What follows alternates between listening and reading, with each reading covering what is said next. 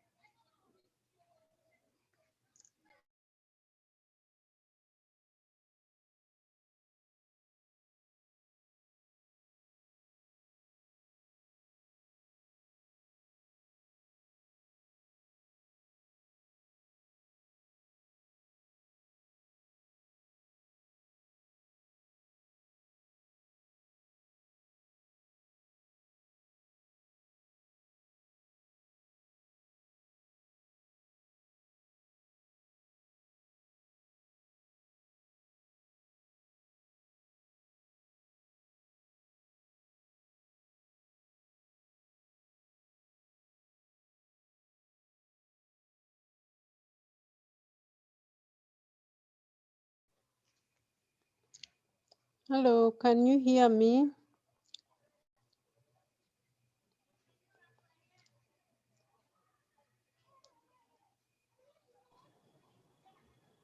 Yeah, we can hear you, Rubina. Okay. I can't seem to hear you, so I thought there was something wrong, but it's okay now.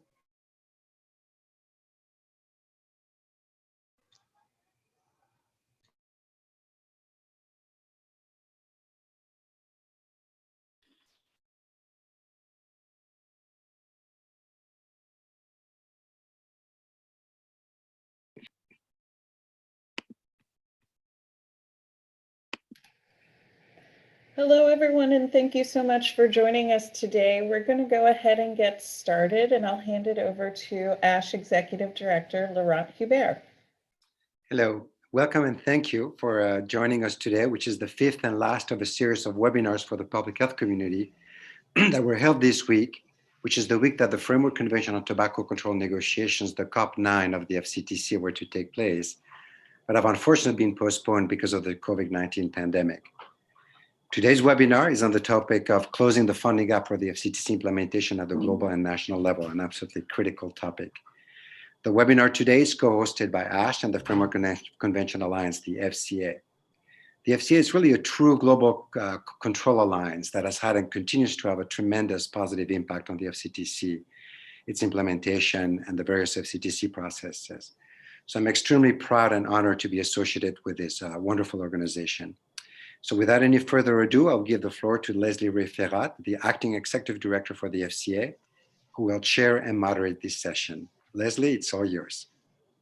Great, thanks so much, Laurent. And a huge thank you to Ash, who's been absolutely instrumental in pulling together all of these webinars. And I'm really happy to see that we already have 71 participants after a week of webinars, and I think it's probably Friday afternoon or evening for most of you.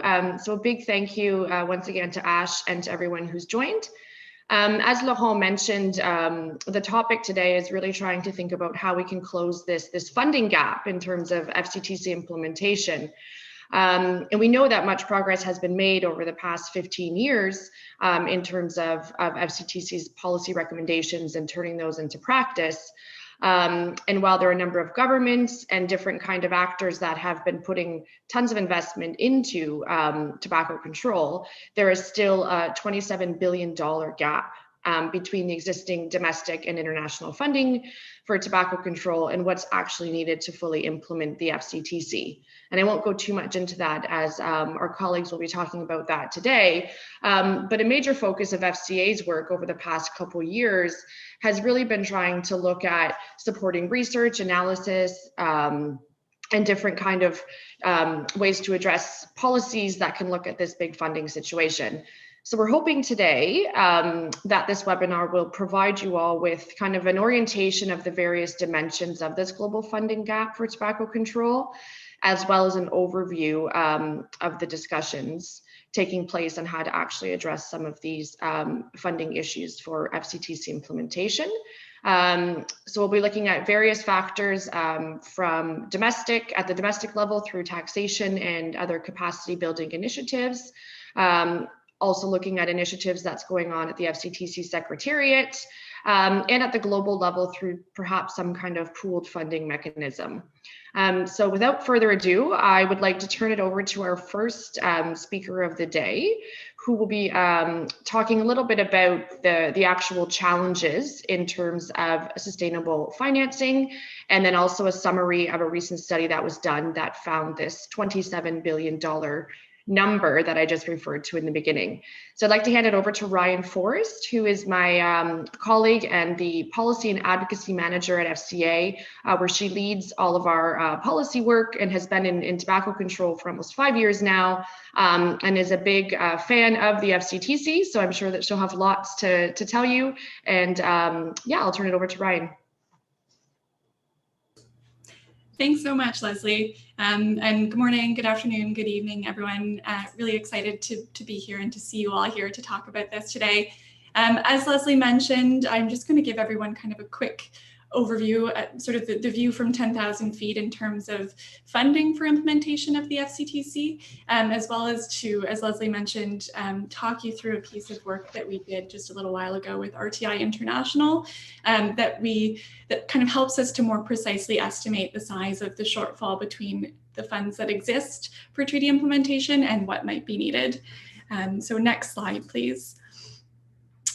It's been 15 years since the FCTC entered into force in February of 2005, as most of us know. And in this time, we've obviously achieved a pretty good deal of progress, turning the detailed policy guidance in the treaty into action on the ground, but there's still quite a long way to go. As I'm fairly sure that everybody on this call knows, tobacco use is still the leading global preventable cause of death. Every year, 8 million people die from tobacco use, most as a direct result of tobacco use, and just over 1 million of those deaths arise from exposure to secondhand smoke. And while the demand for tobacco has fallen in many developed countries over the past few decades, tobacco growing and consumption is really increasingly concentrated in the developing world. And according to data from the WHO, over 80% of the world's smokers live in low and middle income countries. Due to growing populations, rising incomes, relatively poor tobacco controls, smoking prevalence, and obviously the massive health and economic burden that comes along with it are likely to increase in these countries in the coming years.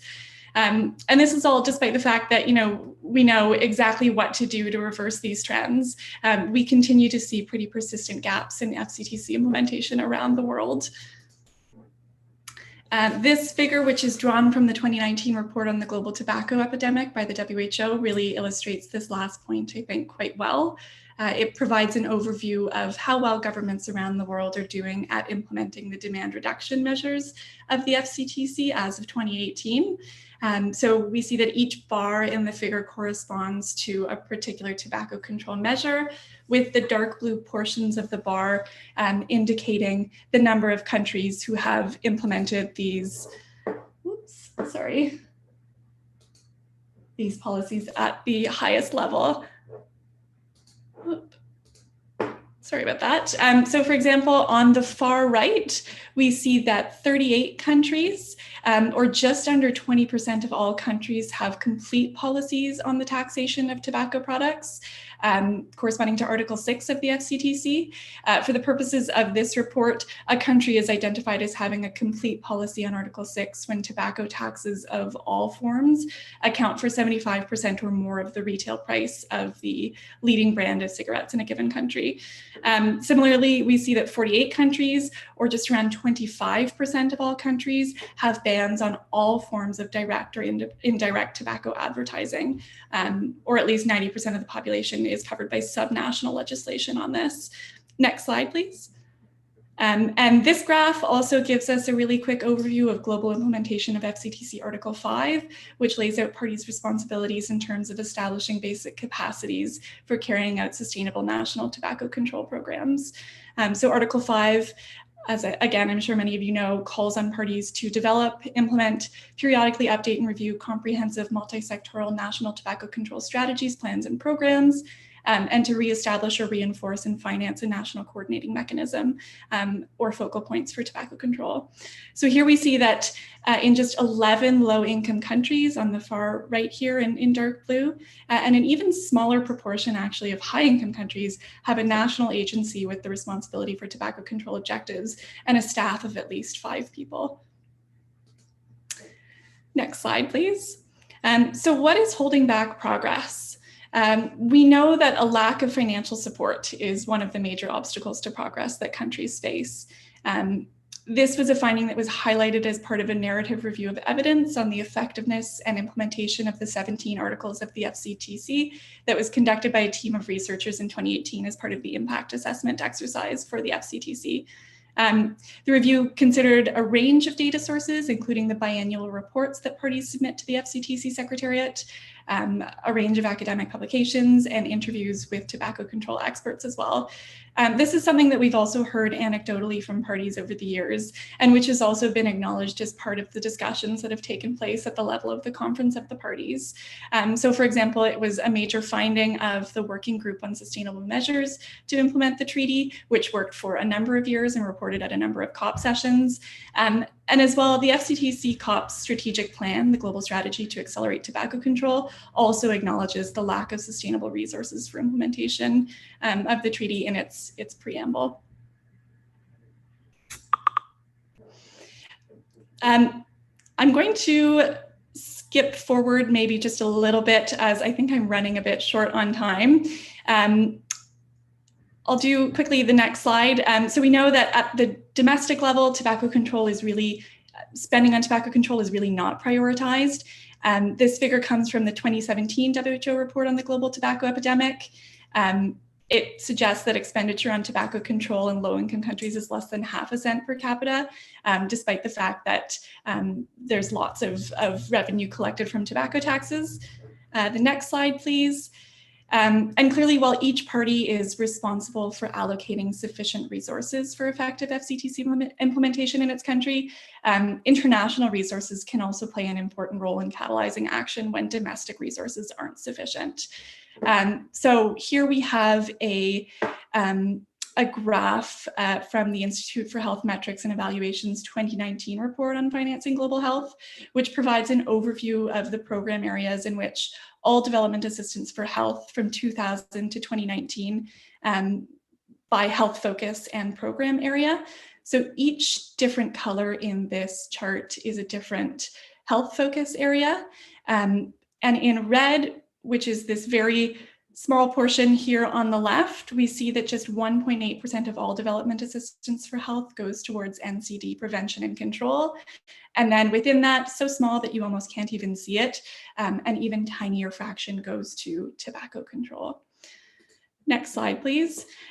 So in 2018, kind of in recognition of our growing understanding of the challenges of financing treaty implementation and a desire to sort of better understand the situation and to see it in a bit more detail, we worked with Cancer Research UK to commission a study from RTI International that would actually estimate the size of the gap between the resources that currently exist to implement the treaty and what it would actually cost to scale up tobacco control policy implementation around the world to FCTC compliant levels. 2018 was also an important year. That was when COP8 happened, and there were a number of important discussions happening at that level as well about financing the treaty. So just to very, very quickly speak about the methodology of this study, it was based on a sample of 16 countries that were chosen for their representativeness. There's a mix of geographies, country size, income levels to illustrate a different range of financing situations. From there, RTI used publicly available data to assess each country's level of FCTC implementation and determine how much additional work would be needed to progress to a more sort of complete state of implementation. Based on this, they used the NCD costing tool that WHO has developed to actually put a price tag on how much it would cost for each country to move from their current level of implementation up to this more complete level of FCTC compliance. And based on the estimate from the 16 countries, they then extrapolated to calculate a global figure. So with that kind of global price tag, they moved on to assessing the available resources for tobacco control using their own databases and other publicly available data. And then using these two numbers, they calculated the gap between what was available and what was needed. So the results are pretty staggering. The global tobacco control funding gap is currently estimated at $27.4 billion. The average annual cost to begin a scale up of a subset of FCTC policies is $34 million a year. The current average annual amount of domestic funding for tobacco control per country is around $15 million US, which is only about half of what's needed. And then importantly as well, international funding provides only 4% of the overall resources that would be needed in this scenario. Next slide, please. The study has a number of pretty significant limitations, I would note. For starters, as I mentioned before, and probably most importantly, the global figure for the cost of implementation is just based on the analysis of the 16 countries, so might deviate somewhat from reality. Time and resource constraints really prevented us from using more countries than that. And there were a few other challenges that RTI faced in terms of the availability and completeness of data, but we think it can still provide some really useful insights.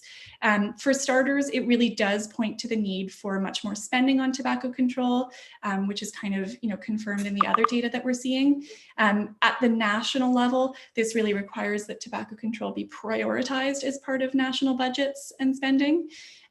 There's also clearly a need for much more development assistance for tobacco control programs to meet the needs in countries where domestic resources are not sufficient to allow for increased spending on tobacco control programs. And that's consistent with Article 26.3 of the treaty, which calls on parties to use these sort of funding mechanisms to support low and middle income country parties in their implementation.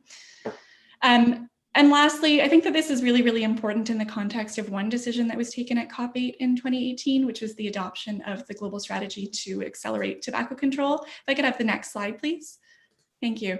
As part of the adoption of the global strategy, the FCTC Secretariat was mandated to develop an indicator measuring the size of the global funding gap for FCTC implementation, which will be updated and reported on at regular intervals.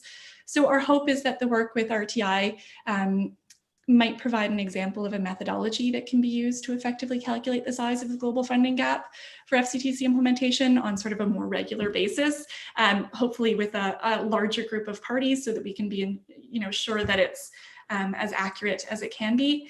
And we think that, combined with a clear plan with set priorities and asks in an attractive package, this clear price tag in the form of, the global funding gap for FCTC implementation might go a really, really long way towards helping to unlock additional funding from donors to support national implementation of the treaty. Perfect. And I think great. Thank you. Thank you so much, Ryan. Lots of really good information in there. For the sake of time, I think I just want to highlight again that $27.4 billion funding gap, and also the tiniest little fraction of development assistance for health that's actually going to NCDs, and even a smaller amount that's going to tobacco control. So I think we have a lot of work to do there. And I'd like to move on to the next speaker just to, for the sake of time. We have Ms. Robina Kaiti-Ritimba, who is the Executive Director of the Uganda National Health Consumers Organization, who has over 15 years of experience in health and a very influential civil society actor and voice in Uganda. And she will be speaking about influencing national budgetary policies through budget advocacy for tobacco control in Uganda. So please, Robina, the floor is yours. You have about 8 to 10 minutes. Thank you for having me. It's a privilege to be part of this very important discussion. I just want to mention from the beginning that budget advocacy is working to ensure that proactive engagement exists between government and civil society organizations to make sure that government is accountable to the people in terms of promoting tobacco prevention, but also funding. So we focus on increasing tobacco products taxation and creating a national budget vote to finance the rollout of tobacco control programs. Next slide. So our two objectives include building the capacity of civil society actors to understand how decisions on spending on health issues are made so that they can actively participate. We carry out advocacy campaigns to increase budget allocations for tobacco control plans and programs. So the bottom line is that you may have tobacco taxes, but where do they go? Our purpose is to make sure that whatever we do to tax tobacco products is used to promote health, specifically non-communicable diseases. Our partners include Uganda Debt Network, which focuses on reducing Uganda's debt, which means that they are looking at budgets and health HEPs, and we have the Academia Makerere University School of Public Health. We work very closely with government, with Ministry of Health to ensure that there is more funding for health and non-communicable diseases. And the Tobacco Control Committee, which is an institution of the government that is looking at the overall picture of controlling tobacco.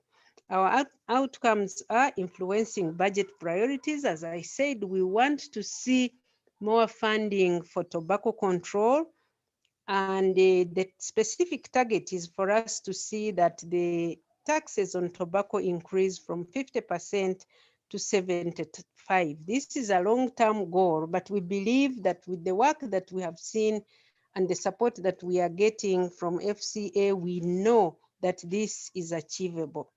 We want to make a logical inquiry in the planning department of the Ministry of Health and see how we can also work through there to influence the prioritization of funding by the Ministry of Health, because sometimes the ministry is given a budget and then they decide what goes where. So we are working to see that tobacco control is in the limelight.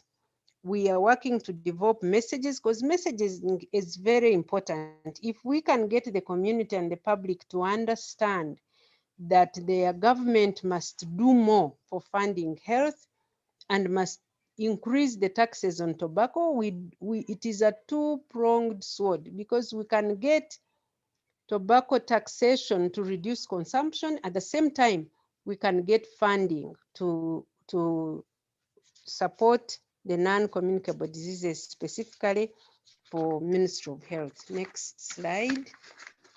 So our activities, as I said, is to build the capacity of civil society for health spending priorities. We work with the technical working groups and evidence generation to support the budget inquiries and input. We want to be able to work to determine the budget priorities, and we conduct meetings to ensure budget framework captures tobacco control program. We have built a tobacco tax advocacy coalition in Uganda, which is very, very active now on social media, on print and social media. So we conduct, the next slide please, we conduct media advocacy campaigns to frame tobacco taxation within the context of development. And we think this is a missing link, as has been said in the introduction. Even as we talk about taxing tobacco, we do not relate it to development. And I think that has been a lag. If you talk about taxing tobacco, what is it going to contribute to improve people's way of life in terms of controlling non-communicable diseases, but also reducing expenditure on tax, but also getting government to see this as a priority? Cigarette taxation, media campaigns we have launched.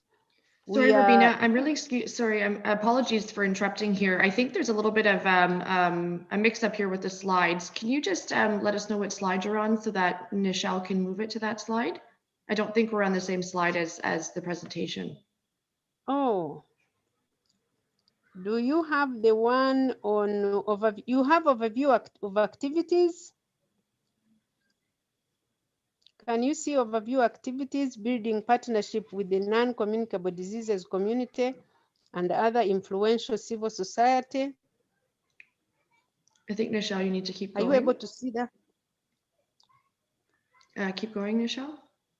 Sorry, I can't see the screen very well, so I'm reading from my sheets of paper. Okay, are you on overview of activities, Rubina?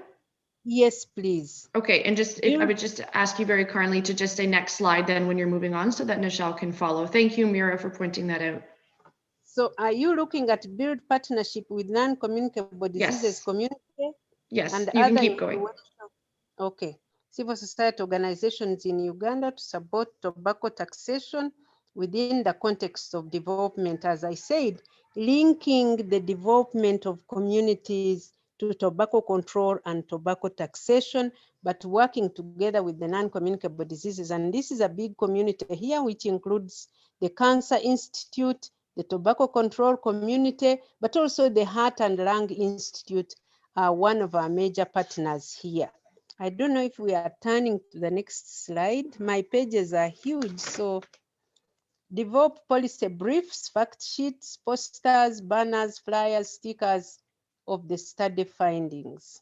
We disseminate factors to the policymakers to influence their decisions, and we are targeting the budget from 2019 to 2020 onwards. So the budget process begins in June and continues to the next year in July. So we are looking at this part of the year. We conduct media campaigns, we have press conferences, we have used social media for young people to make sure that they know and influence the parliamentary decisions. We do media dialogues, we have talk shows and sport messages.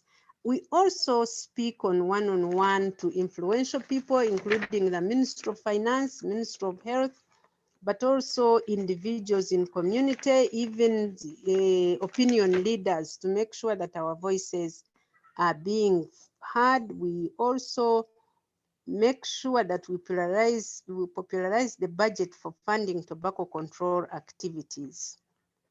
So in the pictures, please, the next slide, I think. In the pictures, you can see some of the social media tweets from UNHC or rallying messages and making sure that people know the messages we are sending across.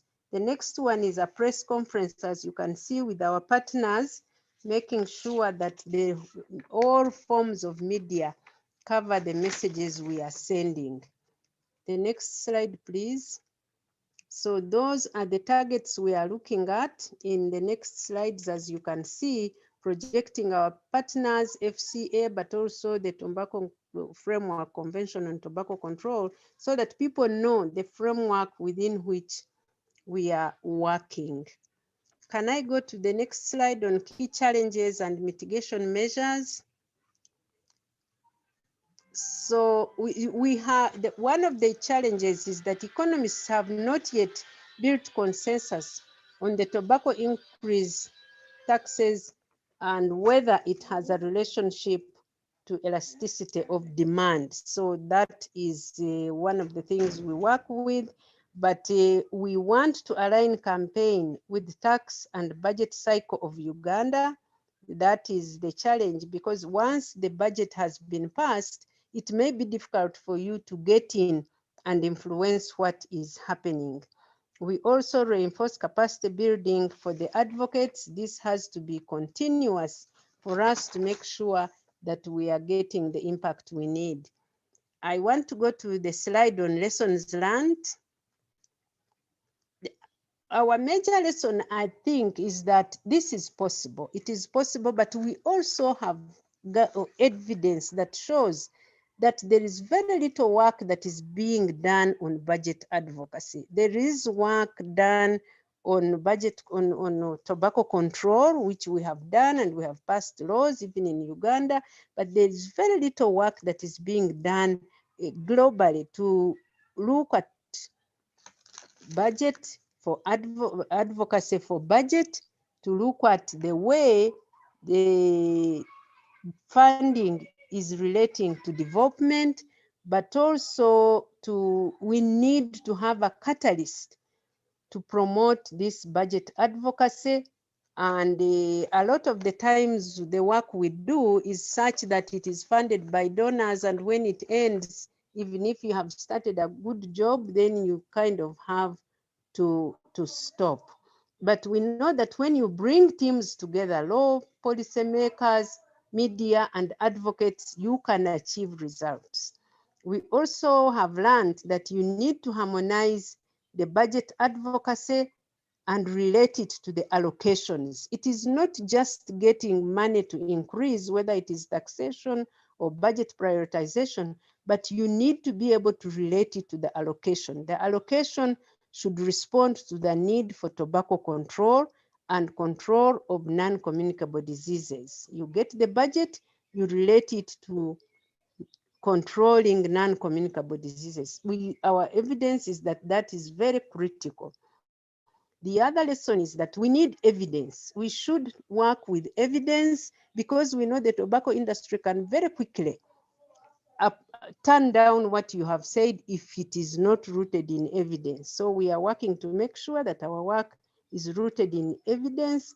Then the other lesson is that we need a trickle-down effect. It is not only at national level, you need to be able to get it to the ground where people understand to their role in demanding tobacco control, but also increase in budget funding for non-communicable diseases. That is extremely, extremely important.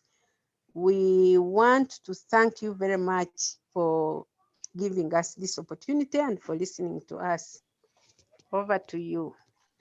Thanks so much, Rubina, and apologies to everyone and to you also, Rubina, for that slight technical glitch there. So I don't know if we were able to encompass the wonderful work that you guys have been doing in just 8 to 10 minutes here, in all of the different lessons learned and all of the great work that you've been doing to really try and influence the budget process in Uganda. So I just want to remind participants, if you have any questions, please use the chat box as speakers are speaking, and also feel free to reach out to the FCA staff to learn more about some of this work, as 8 minutes, like I said, is very, very, very short to try and get through all of the important work that we're doing so far.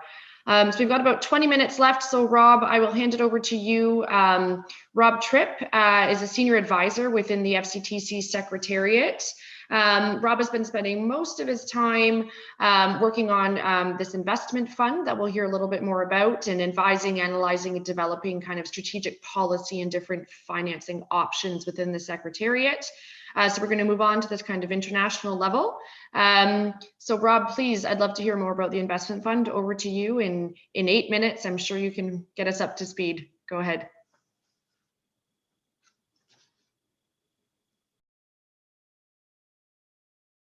And I think you're muted, Rob.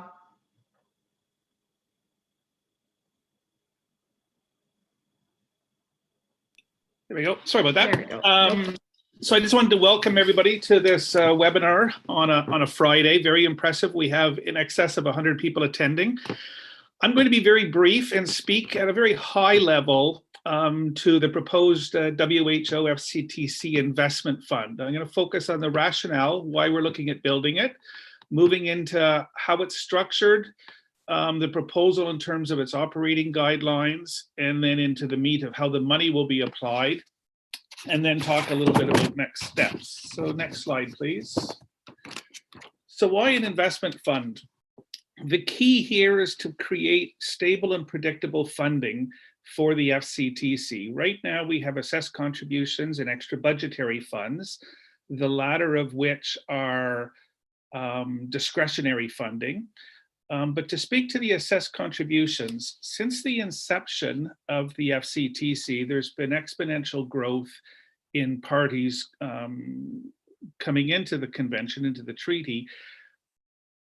But the assessed contributions has not increased since inception.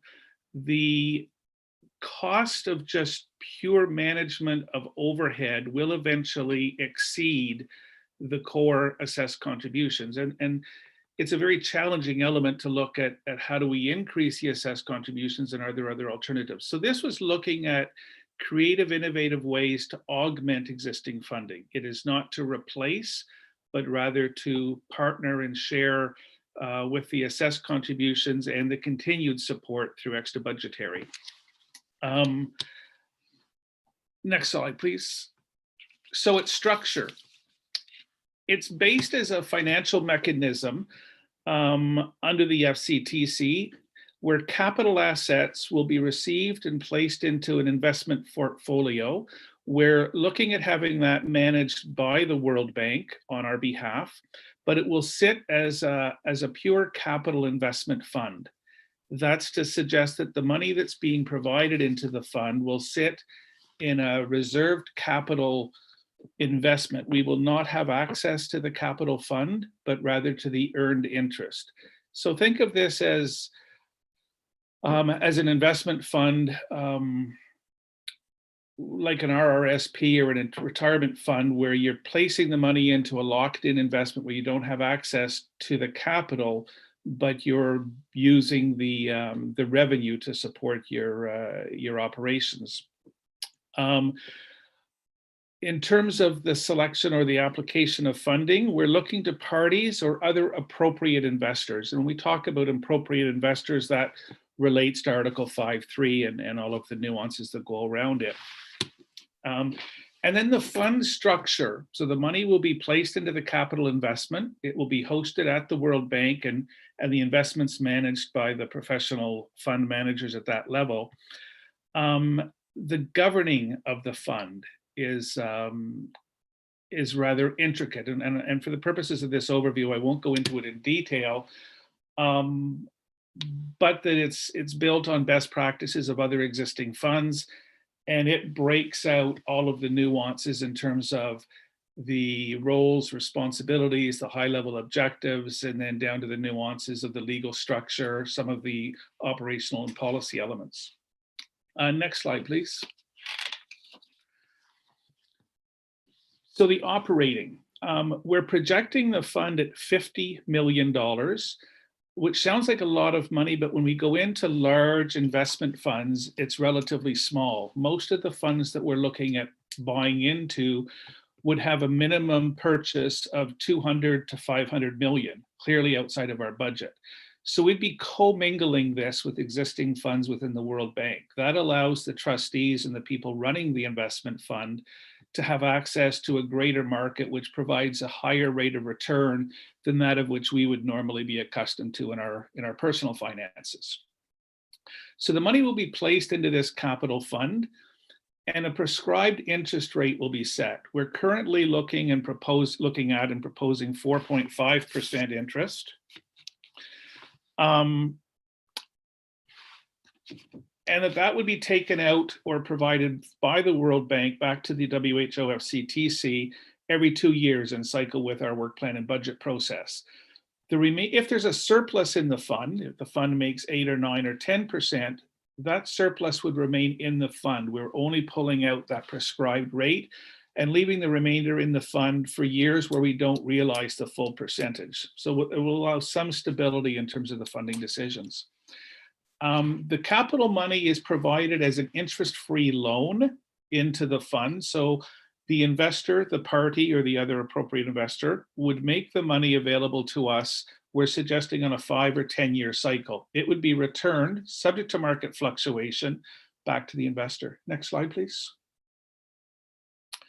So how are they applied? As I just mentioned, the money would come from the World Bank every 2 years at the prescribed rate.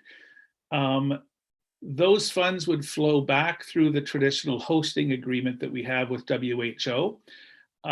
They would be accredited into the accounting process for the FCTC. And during the exercise of the work plan and budget proposals to COP, right now we have the 2 columns, assessed contributions and extra budgetary funding. So vision a 3rd column, which would talk about the investment fund. And it would give the COP the opportunity to make strategic funding decisions on project activities or core operations, either from assessed through extra budgetary or through the investment fund. So it's really a 3rd pillar of funding options that would support the COP decisions. It's also highly linked to the global strategy in terms of the funding of those initiatives. Next slide, please. So the next steps. We went to COP8 to inform, and in the COP8 decision, they asked us to go away and address some of the key operational policy and structures of the fund and provide more information with a recommendation back to the COP at COP9. We've done that. We've created a draft governing instrument, which is the technical legal structure of the fund. We're now going out to the parties for full consultation at the end of November, beginning of December. We'll be having webinars. We've asked for feedback, for input. That will go until January in terms of parties having an opportunity to provide comment. And from that, we will present a document at the Bureau, the draft governing instrument, along with a decision for consideration at the COP, and then move this forward into the COP for their deliberation and decision on whether or not to launch the fund. And that's my 8 minutes. Wow, impressive. Thank you very much. It's a very high level. There'll be more information coming out as we move forward in the spring and then moving forward to COP9. But the key message here is it's innovative. It's very much collaborative, and we're looking for the input from a wide variety of people. And the more collaboration we have and the more input, I think the stronger proposal we'll have going forward to the COP. Thank you. Great, thanks so much, Rob. First of all, for sticking to your 8 minutes, that was absolutely wonderful. And also for that really great presentation. As you said, it was quite high level, but just enough information to give us some appetite to want to engage, as you said, to kind of provide some input and collaborate on this. And I think the point that also stuck out to me is that, you know, assessed contributions have not increased since inception. And we all know that we're expecting more and more work to be done from everybody with the same budget. So I do think that this is a very great innovative approach to trying to fill that budget gap from the Secretariat's perspective. And really look forward to reading more about that and providing some input. We've got a great question for you, Rob, but I'm just going to park that for now as we have one more presentation to hear. And then we've got about maybe 10 to 15 minutes of Q&A. So thanks again, Rob, for that. Next, I'm going to turn it over to Sarah Rose Taylor, who is a senior research associate with the University of Ottawa. You also might have known Sarah from her time at the FCA with us as a researcher and also a policy analyst. We've asked her to join as she's been working on this piece that she'll be presenting now. And we also have Raphael Faure, who is a consultant in international development, and prior to that, a senior policy advisor at the UK Treasury. And Raphael worked on this paper with Sarah in her capacity as a consultant with the Overseas Development Institute, a really great think tank based in London. So I'd like to turn it to them to talk about the different kind of options for sustainable global funding mechanisms for FCTC implementation. Ladies, you have about 8 minutes. Let's try and be as efficient as Rob. I'll turn it over to you so that we can then move on to some Q&As. Please go ahead. Thanks so much. Hello, everyone, and thank you to Ash and FCA for inviting us to present on a forthcoming FCA report, as Leslie mentioned, which analyzes options for sustainable global funding mechanisms for FCTC implementation.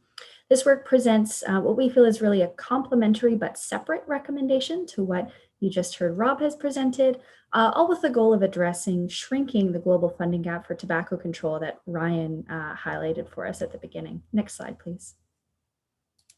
So the goal of the report is to provide recommendations on which funding mechanisms would best suit funding FCTC implementation. So as you can see from the report methodology outlined on the slide, we started by looking at all of the options available to us and then narrowed down from there to really see what would suit the specific challenges and opportunities that we have in global tobacco control. So to dive into the first 3 stages of analysis, I'd like to turn the mic over to Raphael. Thank you, Sarah. And hello, everyone. It's good to have you here.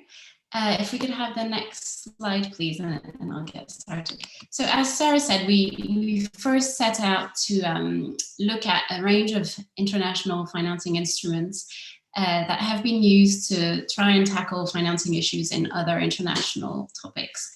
And so we looked at 6 instruments in particular. As you can see in this table, we looked at instruments that are public, that are private, that are international, and that are domestic.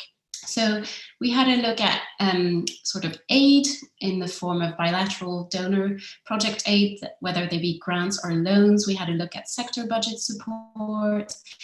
We had a look at philanthropic assistance, as we know it's important in tobacco control. We looked at a variety of pooled funds, whether they be multi-donor trust funds or vertical funds. And then we also took particular attention to domestic public resources.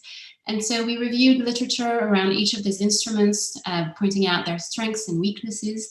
And you can look at all of this in more detail once the report is out. I'm not going to delve into this here. Next slide. We then set out, after having looked at those instruments, to understand what the major financing challenges are to the full FCTC implementation. And to do that, we reviewed policy documents, and we also carried out a number of interviews with practitioners in this field. And what really came out is that there are 5 big challenges, 5 big financing challenges, which can sort of fall under 2 buckets. One bucket, which would be challenges to attract funding, and another bucket, challenges with existing funding. So under the first bucket, there's a challenge around targeting resources at capacity building. And this challenge manifests itself in a lack of dedicated staff and or a lack of specialist skills among those people responsible for implementing the FCTC treaty. And there's difficulty attracting funding to make up for this lack of capacity. Second challenge is a lack of awareness of the existence of FCTC obligations, especially outside of the health community, and also a lack of understanding of the co-benefits that tobacco control measures can bring to other sectors, for example, increasing employment or increasing tax collection. A third challenge is around the lack of predictability and sustainability of funding, and some other speakers have touched on this already. This is particularly true when we think about external financing. Some of the donors may have short-term expectations. They might want rapid return or rapid results on their aid, on their investments, and that's not always well aligned with the long-term nature of tobacco control. So that can lead to low predictability of funding if they turn their back away from tobacco measures. There's also a lack of sustainability of funding, and this is made worse by the fact that in the donor world, few donors are active in tobacco control. So if one of them pulls out their funding, it will lead to significant financing gaps. A fourth challenge is around the lack of focus and prioritization with regard to tobacco control. This can result from a diversity of causes, but some of them are, like I mentioned before, the short-termism of donor interactions and perhaps of governments, but also scattered priorities of various donors. We see that some donors will earmark funds to pursue their own interests. That may not lead to a very focused and prioritized way of working. And then fifth challenge is around a lack of policy coherence and coordination. And here really it comes down to this tobacco control being considered a health matter. That is the responsibility of the health community, and that can lead to missed opportunities in terms of integrating tobacco control within wider policy debates around fiscal, economic, trade, or aid policy, for example. Next slide. So then the aim was to bring back the instruments that we analyzed at the beginning of the report and the challenges that we identified, and see how those instruments can provide a solution.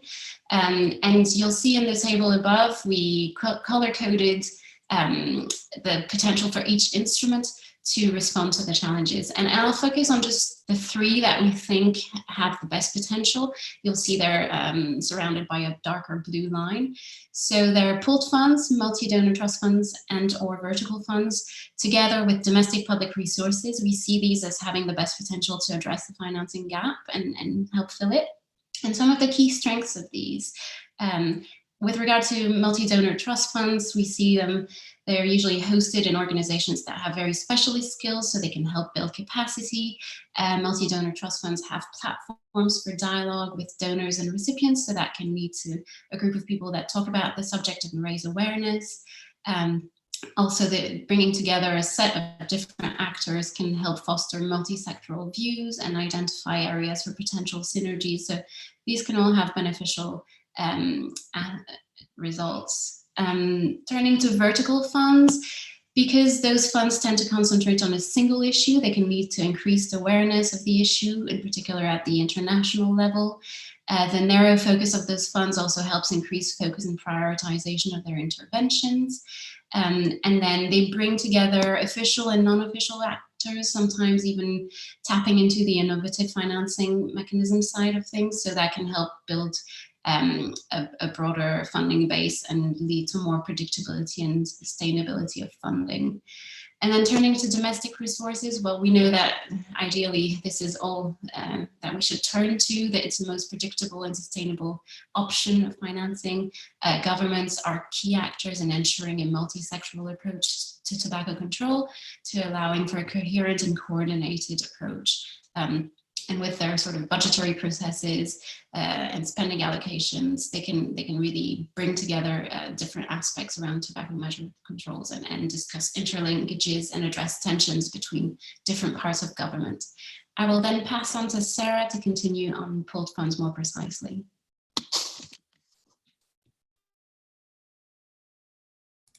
Great, thank you so much.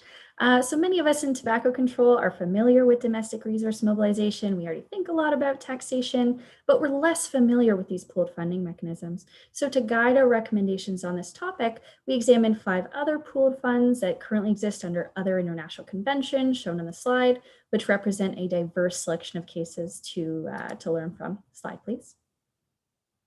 Our assessment of these funds was guided by 4 main categories of analysis, each addressing different components or aspects of these funds.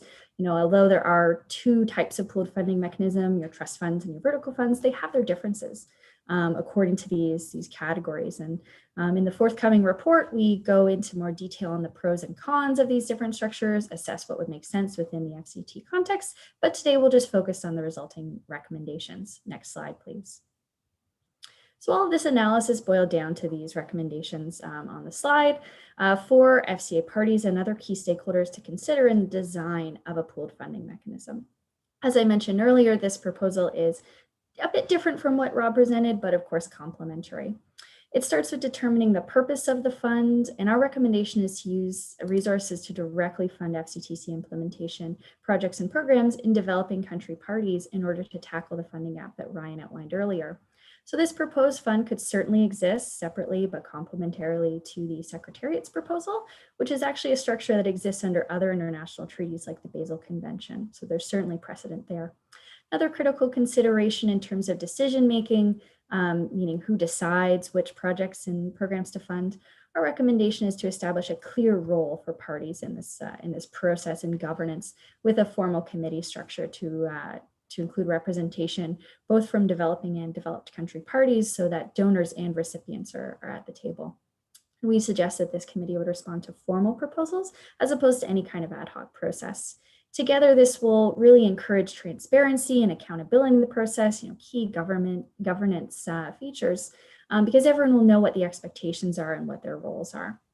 Also recommending parties are responsible for contributing to the fund, worth considering potential other contributors, which we see in a lot of other funds, and that funds would go directly to parties and any partners involved in these projects. Next slide, please. Moving very quickly along to domestic public resources, of course, we can't forget that pooled funding is only one piece of the puzzle.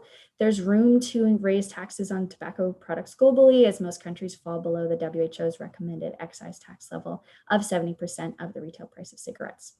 Obviously challenging right now, given economic uncertainty and a pandemic, but governments are effectively leaving money on the table and could really use the budgetary boost as we try to build back better, the common catchphrase right now. But it's of course important to improve coordination as well between the ministries involved in health and budget and taxation to make sure that there is coordination and aligning priorities. This may require some level of capacity building for some parties, which is a potential area of interest for the pooled funding mechanism. Next slide, please. Very quickly, what's next? This forthcoming report contributes to an ongoing conversation that we'd like to see ramped up in the year-long lead up to COP9. So we want to discuss these findings and recommendations with a wide range of stakeholders, support discussion among parties, especially as we're thinking of, in the lead up to COP9, how are we going to deal with this large funding gap? And really, it's an important task for civil society to get involved as we prepare for COP9. Thank you so much for your attention today, and we look forward to answering questions during the Q&A. Thank you so much, Sarah and Raphael. I think that second last slide there was a really great summary of the work that you have put into this on looking at the pooled funding mechanism, plus the domestic resource mobilization, and the big need for an increase in tobacco taxes and further strengthening the coordination mechanisms between the Minister of Finance and the Ministry of Health. So we've got about 7 minutes, 8 minutes less than I had hoped, but we do have some really great questions. Given the time that we have left, I'm going to give one question to each speaker, if that's okay. And then I would strongly suggest that if anyone else has some questions that we weren't able to address, to please reach out to Ryan or myself at FCA, and we can help you connect with the different panelists. I also want to mention that there's still a little bit of work to do on this funding mechanisms paper, including a consultation and some stuff, I think, where we would like to connect with some partners, but we will be kind of doing a formal launch soon. And if you are interested in this work and you'd like to know more, please do reach out to us. And we can fill you in on some more of that work.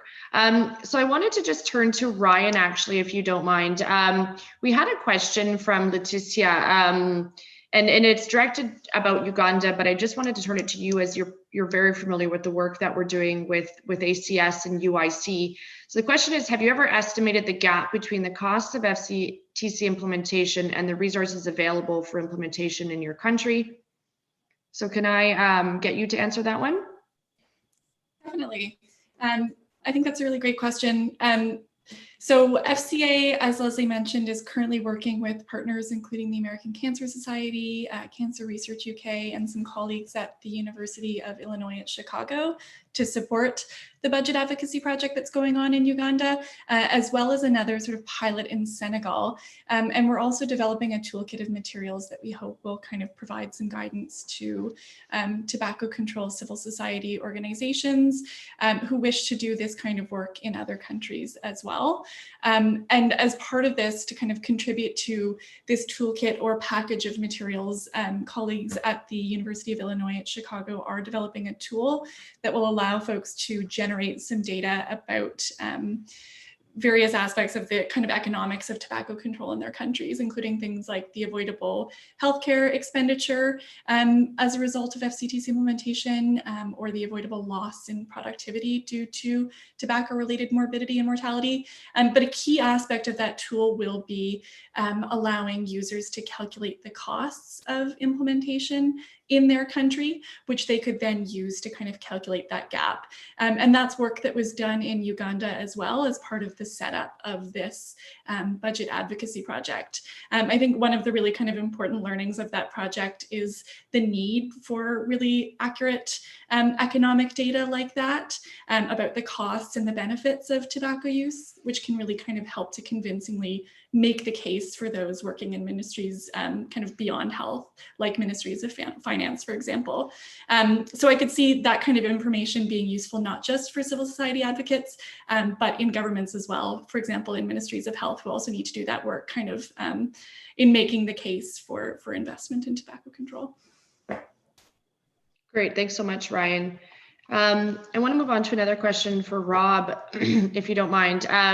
We have a question here. So how do you secure that the investment portfolio is tobacco-free investment?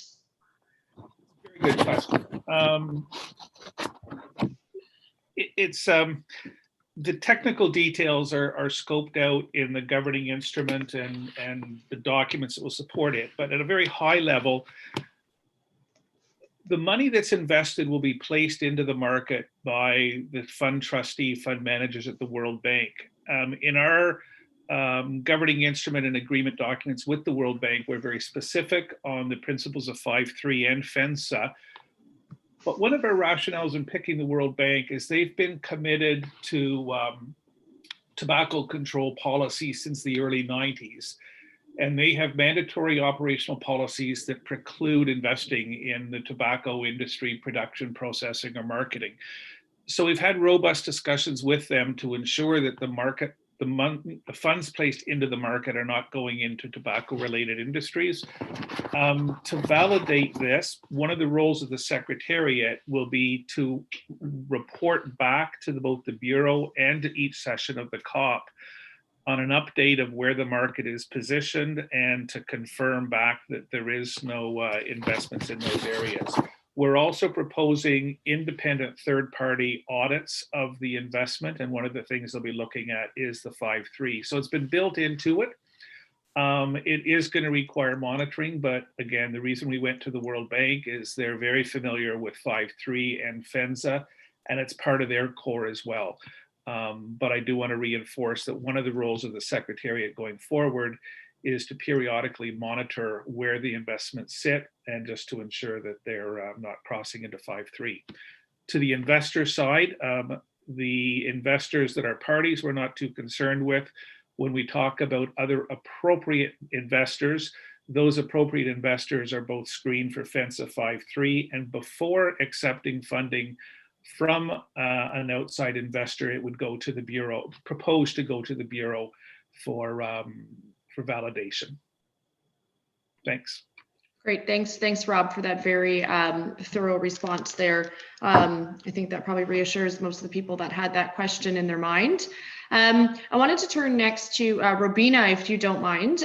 Robina, someone has asked if you could speak more about the advantages of advocating for tobacco control budgetary support grounded in an NCD orientation.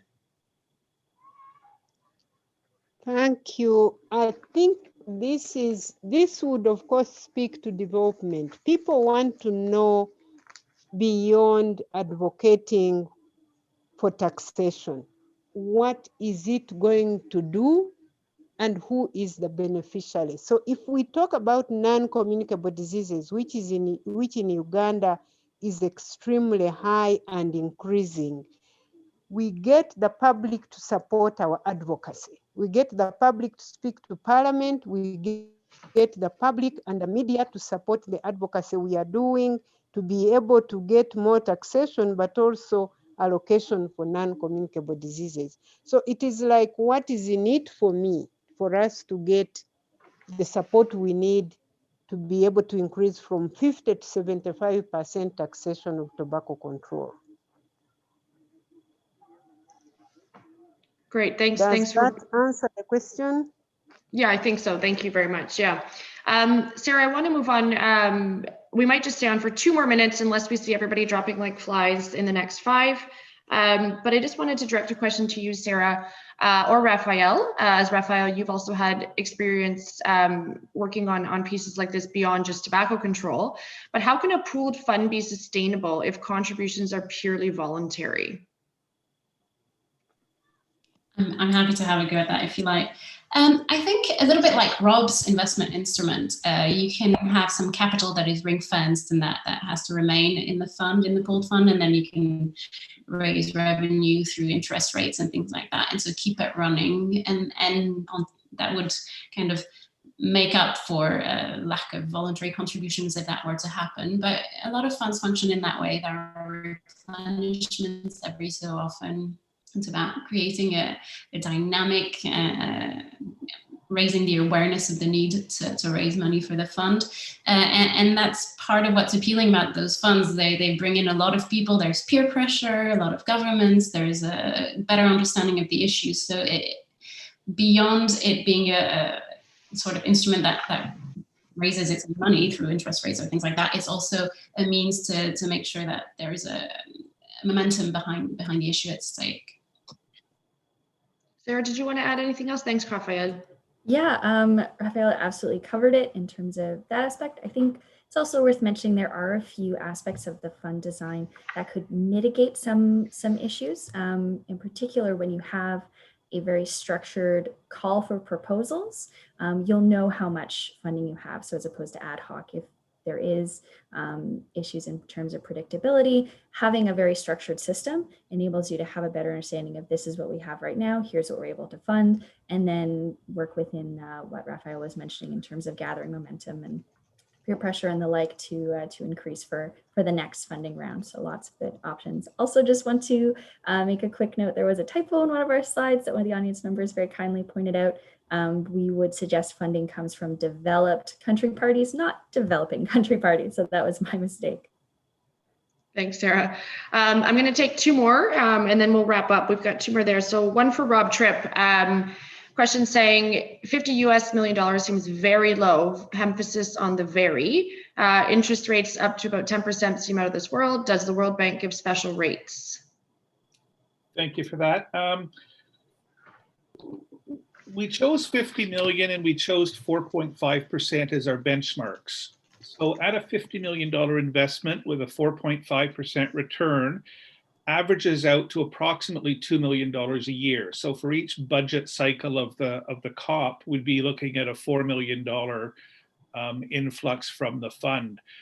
The reason we picked 4.5% is we looked at over a 10-year cycle, the average rate of return in existing funds that sit both within the World Bank and within WHO. And what's really interesting is that each of these 10-year cycles going back 70 or 80 years, there's always been a significant downturn in the economy. We've had Ebola, we've had SARS, we've had the Depression in the 30s. And if you take each of those 10-year cycles and do the analysis, there's usually a significant downturn followed by a period of high growth. So from 2004 until 2018, or even blocking at 7 to 18, we had the 2008 downturn in the economy where markets lost 10%. The following year, the markets that the World Bank and WHO were in went up to 15%. So we do see years where we have increased growth. We're going through increased growth right now, albeit very short-lived coming out of COVID.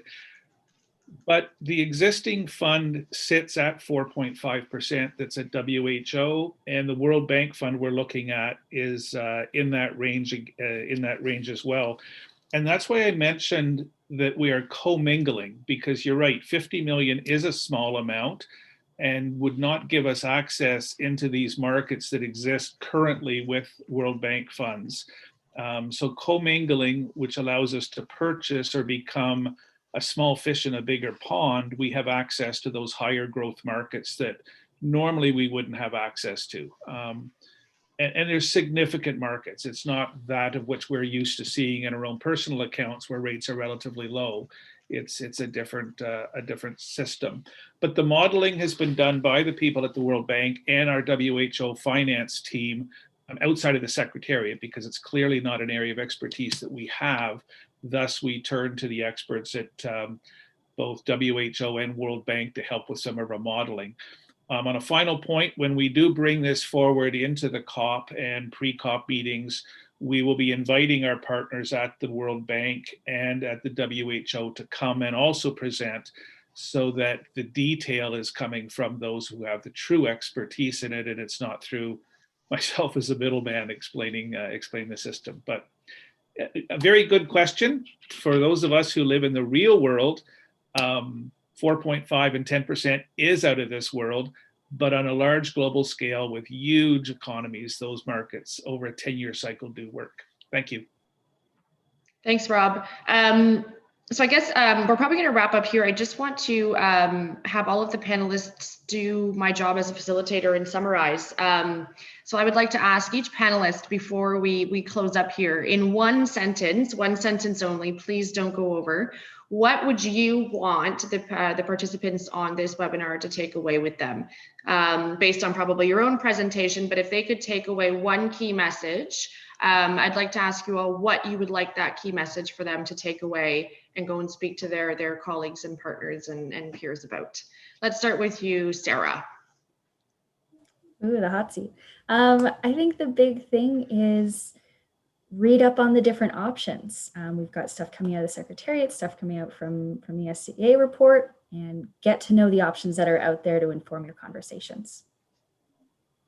Great, thanks, Sarah. So let's raise awareness. Let's understand the options and the difficulties and the solutions that are out there. Ryan, what would your one-liner be?